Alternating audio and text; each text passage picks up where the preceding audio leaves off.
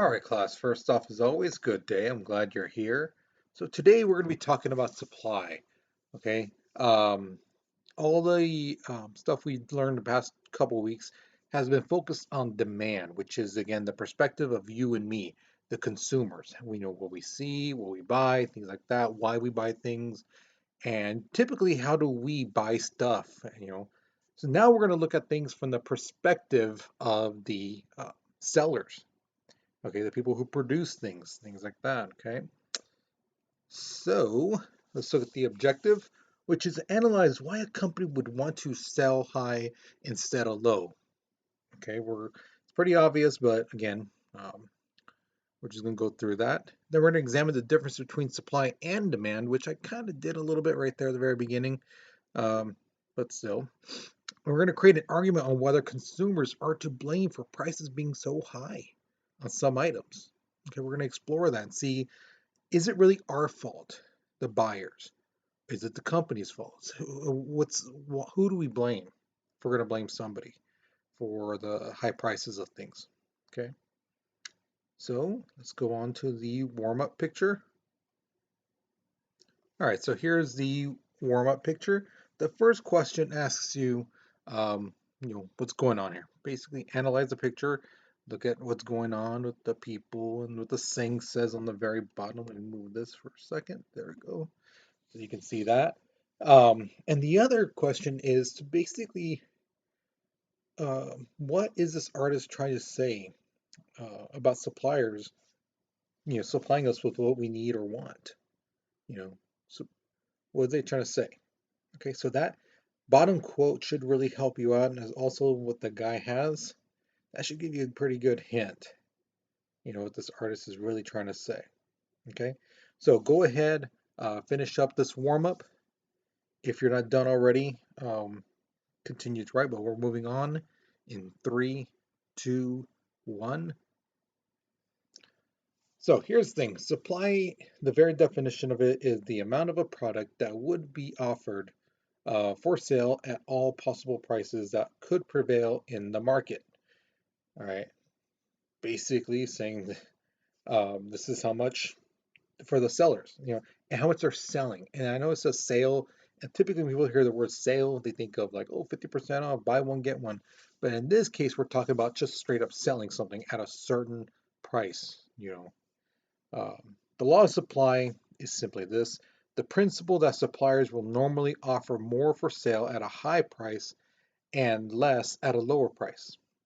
Pretty obvious, right? No company is going to sell something, like buy something at $100 and sell it for $50. That's not going to happen. All right, they're in the business to make money. And I've had some students in the past who, their parents or grandparents or somebody in the family owns a business, and they feel attacked when I say this, but it's the God's honest truth. When they say like, oh, well, my family, they provide jobs for so many people, things like that. I'm like, yes, I know, and bless their hearts for doing so, but they didn't start the company by thinking, oh, we need to give people money or give people jobs. No, it was about how can we get our family, or how can we start getting money, having a business. Okay. And there's nothing wrong with that. Going in with that mentality. That's what basically all business people do. But to legitimately say, oh, we started to make jobs for people. No, no. The whole point of business is to make money. Okay. Um, so again, as prices increase, quantity supplied increases. You know, they're selling products, for $1,000 and people are buying it. Yeah, make more, push that puppy out. But if they're not selling a product and the prices drop, they're going to be like, well, why make 1,000 of this products? Just make 10. You know, we don't want to lose money by making all this stuff and then nobody buying it. And then we have to drop the price down, really low, in order just to sell it, to get rid of it. So that's what it means. And this graph is a pretty good example of how things are. Okay. Now, if you remember from demand's curve went like this. All right. Well, actually, it went like this. If you're looking at the map thing, it went like this. Supply goes like this, okay? And we'll get into what that middle area is called, I believe, next lesson. All right, so here is your first question. If you could open up a business, what kind of business would you want to have? All right, now remember, this is a class assignment, and yes, I do read your guys' work, okay? So keep it school appropriate. And also, too, don't forget, your counselors, they have access to your work as well to see what you guys do and things like that. So if they come across something as well, you know, yeah, so keep it school appropriate, okay? And also with this question, if you have like an original idea, combining this type of store with this type of store, things like that, awesome. If you think of something like a store that's already been around, Starbucks, Chick-fil-A, McDonald's, whatever, okay, cool. But tell me why. Why would you want that kind of business? You know, all right. So continue to write. Uh, if you're if you're still writing, but we're moving on in three, two, one. So a supply schedule is basically the same thing as demand schedule. At a certain price, remember demand was at a certain price, how much are you willing to buy? At this price, a low price, how many are you willing to buy of whatever item? Typically people buy a lot when the price is low. When the price is really high, people tend to buy either one or none because the price is just like way too high. Same thing goes, but in reverse for supply. Okay. If you look at the chart, $0, that point is always going to be zero. Always remember that. Okay. Company are not going to give away anything away for free. Never. Even if they get something for free for something else, they're going to sell it at least for like maybe $1, 50 cents, $5, whatever it may be. All right. Because they got something for free, they want to make a profit. Whether that profit is a quarter to $10, $100, doesn't matter. The range is whatever. The fact of the matter is they make a profit off something. Okay. So in this case, this is a Starbucks thing. At $1, they're willing to sell three. Because again, any more, they're going to lose. You know,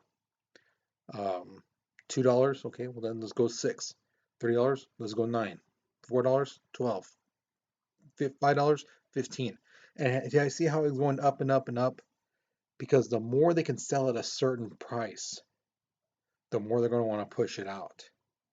You know, they're willing to take that like, hey, yeah, let's push more out there because people are willing to buy it at $6. Might as well make some.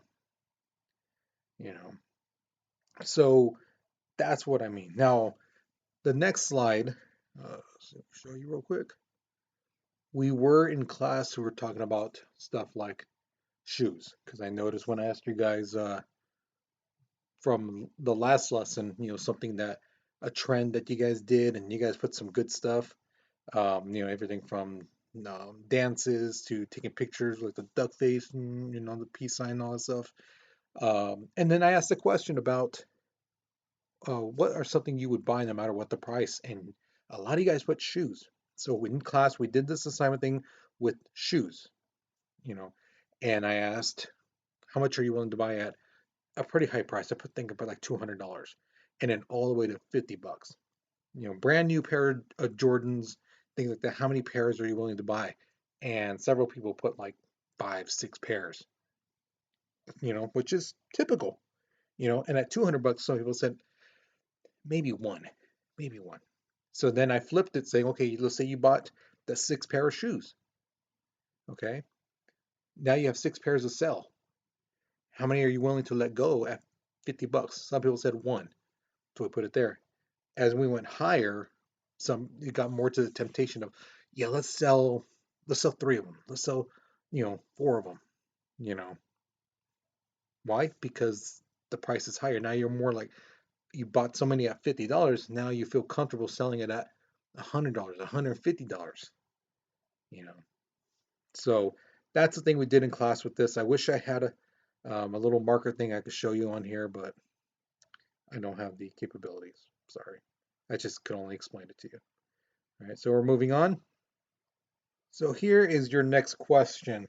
What is something that people buy that to you is way overpriced? You're like, that is just too much money to spend on this item. That's ridiculous. Or is there something people buy that you think, man, that's a waste of money? Why are you wasting your money like that?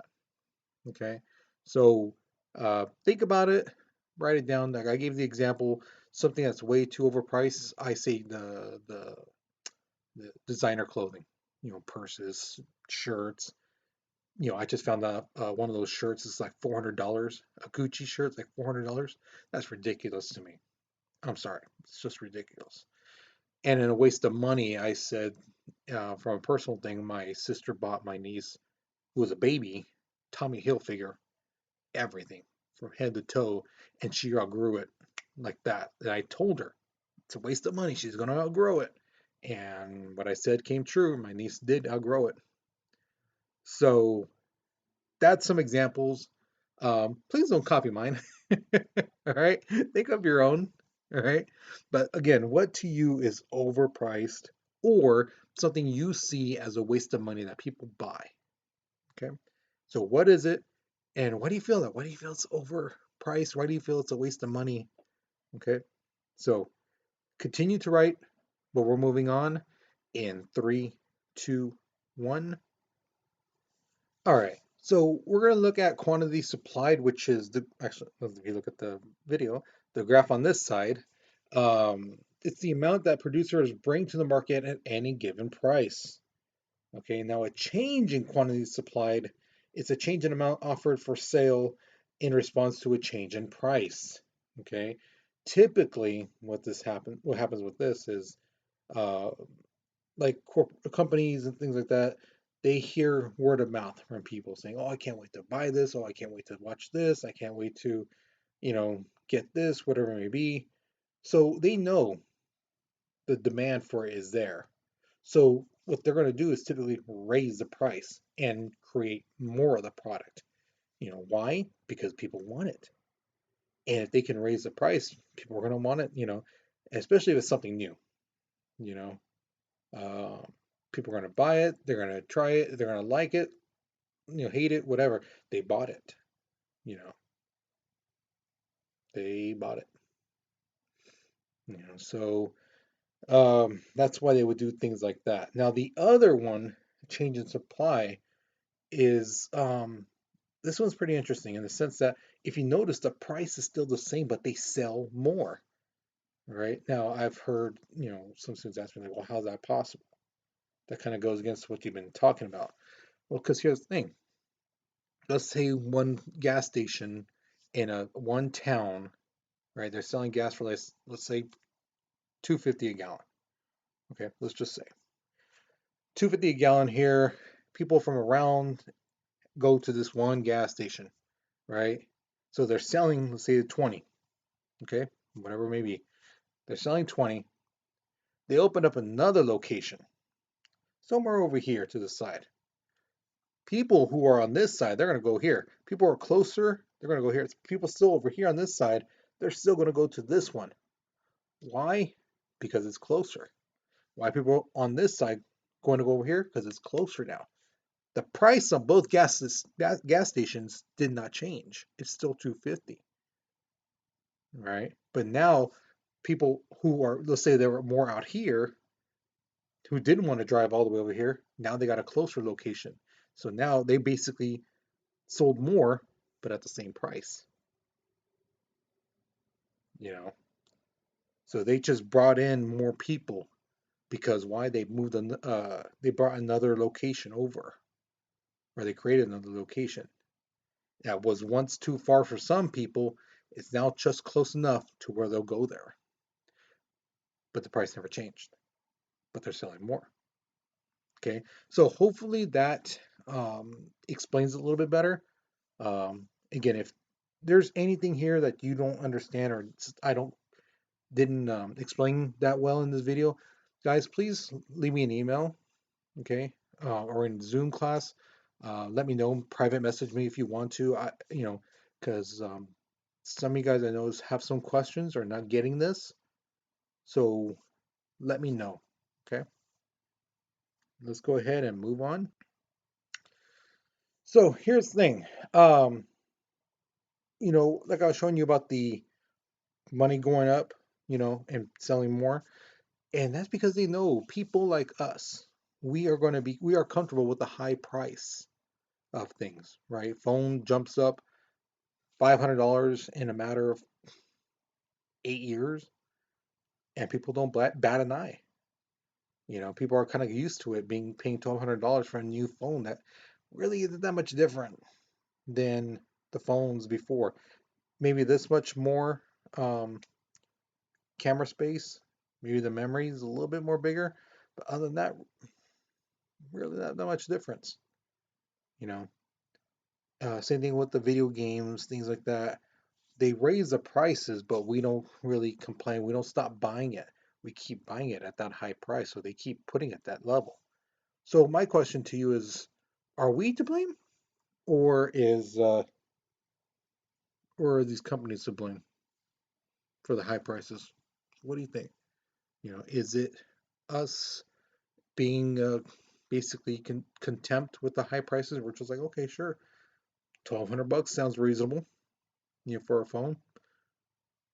Or is it corporate greed that's just raising it higher and higher and higher and higher? You know, so who do you blame? Do you think it's us, or do you think it's the companies? Or if you can think of anything else, anyone else, you know, please, by all means, uh, put down what you think. Okay. So go ahead, right? We're gonna moving on in three, two, one. All right. So here is your questions. What's the major difference between supply and demand? If you remember the definition of supply, the perspective, I should say, of who we're looking at for supply and who are we looking at when it comes to demand. That should really, really help you out. Um, the second question is, what is your favorite store to go to and why? You know, if there's more than one, share, please. Don't just limit yourself to one. If you're like, oh, I can't decide between like three of them, well, put all three. But why? Tell me why do those stores? Why do you go to those places? And again, it's not just like, oh, I need something from that place. It's a place you want to go. Things like that. If you're ever out and about, you're like, I need to swing by this place really quick. Yeah, just want to go there. What stores would those be? Or stores? Okay.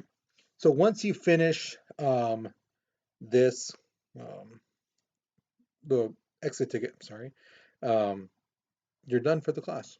Okay. Again, if you have any questions, guys, please, please, please let me know. Email me. I know some of you guys who are watching these videos, you were either, sick, you have a job, things like that. And I know some of you guys can't attend class. So please, please, please, if you have any questions, you know, email me, you or if you have a chance to get on the Zoom, message me, private message me. Let me know, hey, Martinez, I didn't get this. I didn't understand this. Start like taking little notes on the piece of paper, scratch a piece of paper or something, and then email me. Okay? Because I don't want you guys to go on thinking, okay, well, I didn't get it, so I'll just forget about it when all this stuff ties in together. Okay?